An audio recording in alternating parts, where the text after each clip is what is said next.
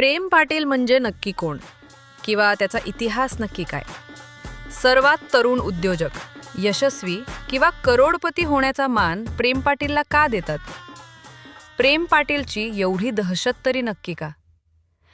प्रेम पाटीलचा जन्म वाकलन इथे दहिसर मोरी शीळफाटा रोड येथे झाला. त्याचे वडील सदाशिव पाटील व आई शशीबाई पाटील होते. तर त्याच्या जीवनाची सुरुवात म्हणजेच त्याचे वडील सदाशिव पाटील त्यांना 3 मुले. त्यातला सर्वात लहान म्हणजे प्रेम पाटील, तसेच त्याला एक मोठा भाऊ व एक मोठी बहीण. प्रेम पाटील हा 1 वर्षाचा असतानाच त्याच्या वडिलांचा आजारपणात मृत्यू झाला. त्यानंतर त्याची आई आणि 3 भावंडे ह्यांच्यावर दुःखाचे डोंगर पसरू लागले. त्यातच त्याचे काका आणि काकी त्यांनी सुद्धा त्यांना त्रास देणे चालू केले. आणि हे होत असतानाच त्यांच्यावर पुन्हा एकदा दुःखाचे संकट ओढवले. ते म्हणजे प्रेम पाटीलचा मोठा भाऊ आणि त्याची मोठी बहीण हे देखील आजारपणाने मरण पावले. म्हणून प्रेम पाटीलच्या मामाने त्यांच्या कुटुंबाला थोडा आधार दिला. पण दुसरीकडेच त्याच्या काका आणि काकीने प्रेम पाटील व त्याच्या आईला घर सोडून जाण्यास भाग पाडले. तरी सुद्धा हार न मानता प्रेम पाटीलच्या भविष्यासाठी प्रेमच्या आईने पनवेल महानगरपालिका येथे पैसे भरून सफाई कर्मचारी म्हणून नोकरीस लागल्या. पण त्याच्या आईला रोज कळबोली येथे कामाला जावे लागत होते. त्यामुळे त्यांना त्यांच्या गावापासून 5 ते 6 किलोमीटर दूर चालत जाऊन तिथून बस पकडून जावे लागत होते. आणि त्याला हे आईचे रोजचे कष्ट बघू वाटत नव्हते. त्याच दरम्यान त्याच्या गावात हातभट्टी, दारूचे छोटे छोटे धंदे चालू होते. आणि प्रेम पाटील हा शाळेतून आला की थोडी थोडी रोज दारू विकू लागला. त्याचबरोबर प्रेम पाटील हा अभ्यासात हुशार सुद्धा होता. आणि त्याची आई त्याला नेहमी सांगायची की तुला बहीण भाऊ कोणी नाहीत, कोणी तुला आधार देणारे नाहीत, म्हणून तू खूप शिकून मोठा माणूस बन आणि चांगले मित्र देखील बनव जे तुला नेहमी साथ देतील. 1990 साली ते वाकलन हितून कळंबोलीस राहण्यास आले. तेव्हा कळंबोलीत एवढा विकास नव्हता. त्यांनी तिथे एक भाड्याची रूम घेतली व राहू लागले. घराचे भाडे, प्रेम पाटीलचं शिक्षण, त्याचबरोबर त्याच्या आईचा आजार देखील. पण तो पगार काही केल्यापुरतच नव्हता. म्हणून त्याच्या आईने कामावरून आल्यावर लोकांच्या घरचे धुनीभांडी करण्याचे ठरवले व ते करूही लागली. हळूहळू त्याची आई जास्त आजारी पडू लागली व खूप उपचारसुद्धा करून बघितले, पण ते काही वाचली नाही. MGM कळंबोली हॉस्पिटल इथे प्रेम पाटीलच्या आईने शेवटचा श्वास घेतला. त्यावेळी प्रेम पाटील हा फक्त 15 वर्षाचा होता. त्यानं त्याच्या आईची अंत्यविधी ही स्वतःच्या वाकलन गावात करायचे आशय ठरवले आणि ते केले सुद्धा. त्याचबरोबर तो 10वीला होता. त्याच्या मामानं त्याला स्वतःच्या घरी राहण्यासाठी नेले. प्रेम पाटीलनं तिथे राहून 10वीच्या परीक्षेत 75% मिळवून पास देखील झाला. त्याचबरोबर तो तिथे राहून स्वतःच्या खर्चासाठी कॉलेजवरून आला की MIDC येथे दारू विक्री करू लागला.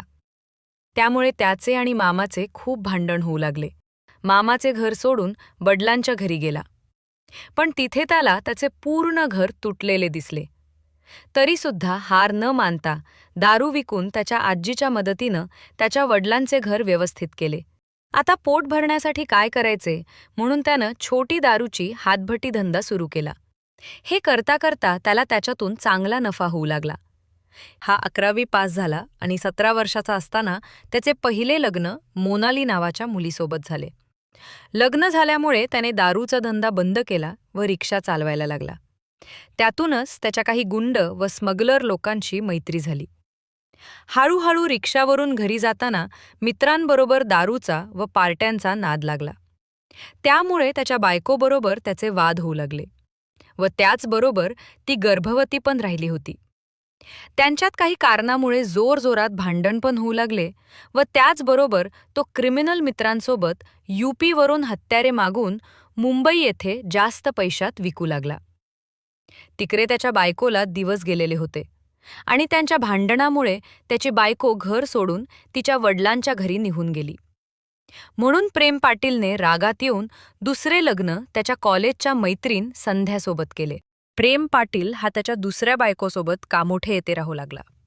दुसरी बायको म्हणजेच संध्या हिने प्रेम पाटीलला इनलिगल धंद्यातून बाहेर काढून जमीन व्यवसायात उतरवले.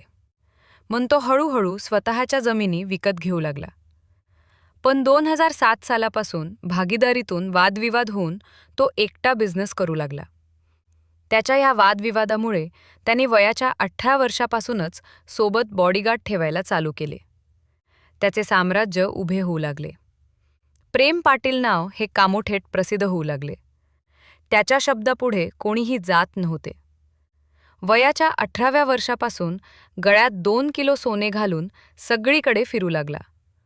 2013व्या आधी पनवेल महानगरपालिकेच्या निवडणुकीसाठी तयारी झाली होती.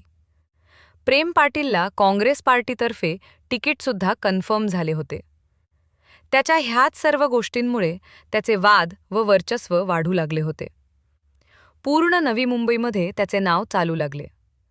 हळूहळू त्याच्या व्यवसायामुळे त्याची संपत्ती देखील वाढू लागली व त्याचबरोबर लक्झरी कार्स आणि 24 तास बॉडीगार्ड्स. आता तो स्वतःच्या बिल्डिंग्स निर्माण करू लागला आणि तो ह्या सर्व कामासोबतच समाजकाम देखील करायचा, म्हणजेच गोरगरिबांची मदत करणे व प्रत्येक कार्यात प्रत्येक ठिकाणी डोनेशन देणे. हळूहळू कामोठे, करंबोली, पनवेल या प्रत्येक ठिकाणी प्रेम पाटीलचे राजकीय पक्षाचे बॅनर लागू लागले. हे होत असतानाच स्थानिक गँगवारसुद्धा होऊ लागला. पण तरी तो थांबला नाही. प्रेम पाटीलवर पहिला गुन्हा हा नेरूळ पोलीस स्टेशनमध्ये जीवे मारण्याच्या प्रयत्नाचा झाला. त्याचा दुसरा गुन्हा हा 2013व्यामध्ये सिडको अधिकारी अतुल म्हात्रे याने प्लॉट क्लिअर करण्यासाठी प्रेम पाटीलला लाच मागितली म्हणून खून. हा गुन्हा पनवेल शहर पोलीस स्टेशन येथे नोंद झाला. म्हणून सिडको अधिकारी हत्यामध्ये प्रेम पाटीलला अरेस्ट केले गेले. त्यावेळी पूर्ण नवी मुंबईमध्ये प्रेम पाटीलचे राजकीय बॅनर्स प्रत्येक शहरात लागले होते. ते रात्रीच्या रात्री उतरवण्यात आले. फरार झाल्यानंतर काही दिवस प्रेम पाटील त्याच्या प्रेमिकेसोबत यूपीमध्ये होता. पण 3 महिन्यात पहिल्या पत्नीला आणि मुलाला भेटायला घरी आला असता तिथेच त्याला अरेस्ट करण्यात आले. तो पुन्हा तलोजा कारागृहात आला तरीसुद्धा त्याचे शॉक कमी नाही झाले. जेलमध्ये सुद्धा तो एखाद्या राजासारखा राहत होता. जेलमध्ये प्रत्येक महिन्याला त्याला लाखो रुपये यायचे. त्याच्या इशाऱ्यांवर पूर्ण जेलचे कर्मचारी, मोठमोठे ऑफिसरसुद्धा नाचू लागले. त्यामुळे हळूहळू जेलमध्ये गँगवार वाढले. प्रेम पाटीलला अंडासेलमध्ये ठेवण्यात आले. तिथेच त्याची ओळख DK राव, अबू सलीम, अरुण गवळी अशा गुन्हेगारांबरोबर झाली. 2017 ह्या दरम्यान प्रेम पाटीलला पुन्हा जेलमधून JJ हॉस्पिटल इथे उपचारासाठी नेले. तिथे रखवालीसाठी असलेल्या पोलिसांना लाखो करोडाची ऑफर देऊन तो फरार झाला.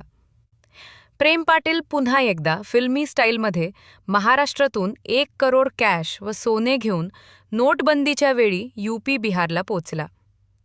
जेलमध्ये राहून त्याने खूप मैत्री कमवली होती. प्रेम पाटीलने पुन्हा तिथून त्याचे नेटवर्क चालू करून धमकवणे, खंडणी, प्लॅटवरील कब्जा असे अनेक काम चालू केली. तो UP बिहारमध्ये राहून नवी मुंबईत खंडणी घेऊ लागला. ते चालू असतानाच पनवेल महानगरपालिकेच्या एका नगरसेवकाकडून खंडणी उकळल्याच्या प्रकरणात प्रेम पाटीलवर पुन्हा नवीन गुन्हा नोंद झाला. त्याचवेळी हत्यारांसोबत बनारस येथे अरेस्ट करून बनारस शिवापूर पोलीस स्टेशन येथे नोंद करण्यात आली. तिथूनच बनारस जेलमध्ये नेण्यात आले. पुन्हा बनारस जेलमधून नवी मुंबई क्राईम ब्रांचकडे ताबा दिला गेला. अशा प्रकारचे नवीन 4 गुन्हे दाखल झाले. टोटल असे 12 गुन्हे दाखल झाले. प्रेम पाटीलच्या पहिल्या पत्नीने कोर्ट कामात मेहनत घेऊन सर्व केसमधून त्याची निर्दोष सुटका केली. प्रेम पाटीलने 12 वर्ष जेलमध्ये 12-15 करोड रुपये ऐशो आरामासाठी संपवले. आता प्रेम पाटीलने 12 वर्षानंतर वडिलोप्रजित जमिनी लोढानी कवडीमोल पैशात विकत घेतल्या आहेत. तर संपादित जमिनीवर लोढा कंपनीत चालू असलेल्या लोढा लॉजिस्टिक्स या प्रोजेक्टमध्ये स्थानिकांना, कुटुंबाला आणि इतर गाववाल्यांना त्यांच्या गेलेल्या जमिनीत रोजगार मिळावा म्हणून लोढा लॉजिस्टिक्सच्या प्रोजेक्टमध्ये वेंडरशिप घेऊन आपल्या कुटुंबाला आणि आपल्या गाववाल्यांना रोजगार मिळवून देण्यासाठी लोढा या प्रकल्पाविरुद्ध रोजगारासाठी लढा देत आहेत. याचद्वारे प्रेम पाटील फाउंडेशनची स्थापना सुरू झाली. त्याबरोबर समाजकार्यसुद्धा सुरू झाले.